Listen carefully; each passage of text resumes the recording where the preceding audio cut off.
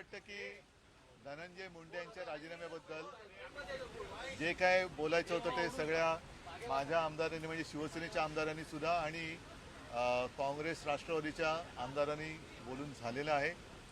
प्रश्न हा सर्वांना पडलेला आहे तो की जे काही व्हिडिओ किंवा फोटो काल आले हे आधी सरकारकडे आले होते की नव्हते हा एक महत्त्वाचा प्रश्न आहे. त्यानिमित्ताने सुद्धा बरीचशी चर्चा आपल्या माध्यमावरती झालेली आहे. मी आता हा आजचा पहिला दिवस झालेला आहे या राजीनाम्याचा आणि एकूणच चर्चेचा. हळूहळू आणखीन विषय पुढे पुढे येत जातील. रोजच तसं पाहिलं तर काही ना काहीतरी भानगडी बाहेर येत आहेत. मला असं वाटतं की मुख्यमंत्री जर पारदर्शी कारभार करत असतील तर त्यांचं स्वागत आहे, पण पारदर्शीपणाने कारभार करताना त्यांचे हात कोणी बांधतायत का हा सुद्धा एक प्रश्न आहे. महाराष्ट्राच्या जनतेला आता या सगळ्याचा वीट आलेला आहे, कंटाळा आलेला आहे. त्यांना त्यांच्या व्यथा सोडवणारं सरकार पाहिजे. एकमेकाच्या व्यथांना पांघरून घालणारं सरकार हे महाराष्ट्राच्या जनतेला नको आहे. आणि आमची सुद्धा हीच अपेक्षा आहे की विरोधी पक्ष म्हणून आम्ही नेमके कोणाचे विरोधी आहोत तर या समस्येच्या विरोधी आहोत. तर चांगलं राज्य घडवण्यासाठी सगळ्यांनी आपापल्या जबाबदाऱ्या पार पाडल्या पाहिजे. तुम्ही स्वतःही मुख्यमंत्री होतात. मुख्यमंत्र्यांकडे हे फोटो खूप आधीपासून आले होते आणि ते दाबून ठेवले गेले असं तुम्हाला वाटतंय का? जी समाज माध्यमांवर आणि माध्यमांमध्ये चर्चा आहे त्यात तुम्हाला काय तथ्य वाटतं? आता या प्रश्नाचं उत्तर स्वतः मुख्यमंत्र्यांनी द्यायला पाहिजे, कारण ते स्वतः गृहमंत्री पण आहेत. आपला प्रश्न जो आहे तो अतिशय योग्य आहे की 2-3 म्हणजे डिसेंबरपासून ही घटना गाजते.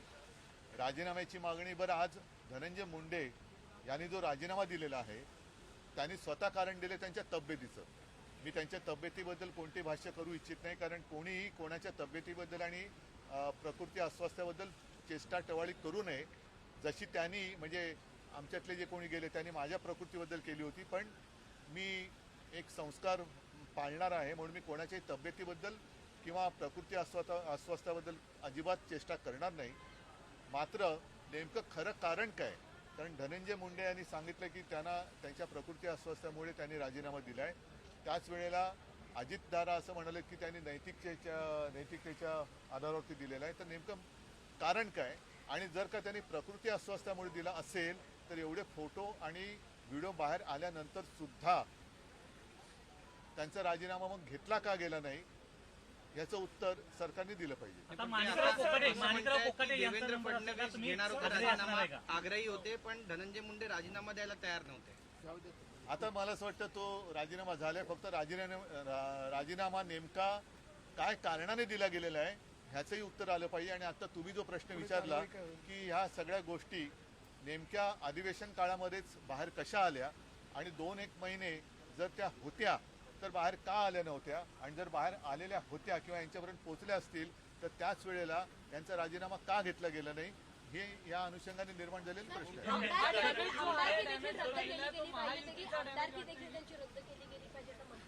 आणि त्याचबरोबर खंडणीच्या कारणास्तव हा खून झाला होता आणि या संदर्भातली बैठक धनंजय मुंडे यांच्या बंगल्यावर झाली असं समजतंय. तर सह आरोपी करावं का धनंजय मुंडे यांना देखील? धस यांनी तशी मागणी केली. सुरेश धस. म्हणूनच मी काय म्हटलं की 2-1 महिने या सरकारने तशी कोणती हालचाल केलेली नव्हती हे आश्चर्यकारक आहे.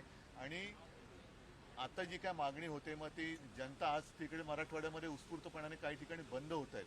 तर जनतेची जी जनप्रक्षोभ आहे तो होऊ द्यायचा नसेल तर जनतेच्या भावनेचा आदर केला गेला पाहिजे. आणि नुसता राजीनामा नाही आणि केवळ एकाचाच नाही तर बाकी सुद्धा ज्या काही गोष्टी आता कानावर येत आहेत आणि घडतात आणि तुमच्याच माध्यमातून जनतेसमोर येत आहेत, सरकारने त्याही बाबतीमध्ये हालचाल केली पाहिजे. कारण आता हे सरकार खूप मजबूत आहे. आताच वेळ आहे की महाराष्ट्रातनं ही गुंडागर्दी आणि भ्रष्टाचार मुक्त महाराष्ट्र करायचा असेल तर हीच वेळ आहे. नाहीतर मग आता लाडक्या बहिणीसारखी लाडका गुंड अशी योजना सरकार बदनाम झालं असं म्हणावं या घटनेमुळे. सरकारपेक्षा महाराष्ट्र बदनाम होतोय. बरं, हा डॅमेज आहे तो अजित पवारांचा आहे की महायुतीचा हा संपूर्ण डॅमेज म्हणावा या प्रकरणानंतर? ह्या एकूण जी बदनामी होते ती सरकारची होते, पण त्याचबरोबरीने महाराष्ट्राची बदनामी होते आहे. आणि महाराष्ट्राची बदनामी कोणत्या परिस्थितीत होता कामा नये हे महाराष्ट्रातल्या प्रत्येक नागरिकाचं मत आहे. महाराष्ट्र के हालात उत्तर प्रदेश या बिहार जैसे हो गए हैं, जिस प्रकार से नाही माणिक सर बरं ठीक आहे नाही, नाही, पक्षाच्या वतीने विरोधी पक्षनेत्यासाठी अध्यक्षांकडे भास्कर जाधव यांच्या नावाची शिफारस करण्यात आलेली आहे. अनेक दिवसांपासून केव्हा शिफारस करणार मला तेच मी बोलायला आलो होतो पण तुम्ही काय मला बोलूच देत नव्हता. आता तुमच्या समोर मी जो आत्ता आलेलो आहे ते हेच सांगायला आलेलो आहे की गेले काही दिवस सातत्याने एक प्रश्न विचारला जात होता की विरोधी पक्षनेते पदावरती दावा तुम्ही सांगणार आहात की नाही. आज शिवसेनेने विरोधी पक्षनेते पदावरती दावा केलेला आहे आणि साहजिकच आहे काँग्रेस असो राष्ट्रवादी असो महाविकास आघाडी म्हणून या पुढची वाटचाल जी आहे ती आम्ही एकत्र करणार आहोत.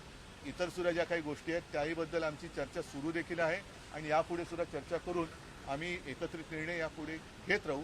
पण आज मात्र आम्ही विधानसभा अध्यक्षांकडे विधानसभेतल्या विरोधी पक्षनेते पदासाठी माननीय भास्करराव जाधव यांच्या नावाची मागणी केलेली आहे आणि आम्हाला खात्री आहे की लोकशाही मूल्यांचं पालन करून लवकरात लवकर याचा निर्णय होईल आणि येत्या बजेटपूर्वी, कारण बजेटमध्ये विरोधी पक्षनेते पद किंवा विरोधी पक्षनेता असायला पाहिजे जो जनतेच्या वतीने काही बोलू शकेल.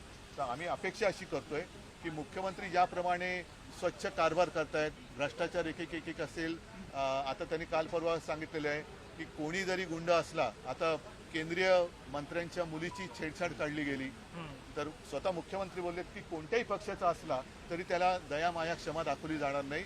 तर त्याच पद्धतीने त्याच नीतीला जागून याही बाबतीमध्ये लवकरात लवकर निर्णय होईल अशी आम्हाला विरोधी पक्षनेते पदाचा अडीच वर्षांचा फॉर्म्युला ठरलेला आहे का? राष्ट्रवादी काँग्रेसनं नाही तरी मागणी केली होती. असा फॉर्म्युला वगैरे काही नाहीये आणि म्हणून मी म्हटलं की आम्ही एकत्रितपणाने पुढे जातो आहोत. बऱ्याच गोष्टी आहेत, जसं काही निवडणुका असतील काही असतील तर पुढे बघू नका. पण विधान परिषदेमध्ये काँग्रेस आग्रही आहे विरोधी पक्षासाठी. मागणी होती विरोधी पक्ष नेते पदासाठी आणि असं म्हटलं जात होतं की भाजपलाही ते नाव चालणार होतं. नेमकं काय घडलं की ज्याच्यामुळे त्यांना बॅकसीटवर बसवलं? भाजपला आधी त्याचं नाव चालणार होतं, आधी मला कळलं असतं बरं झालं असतं.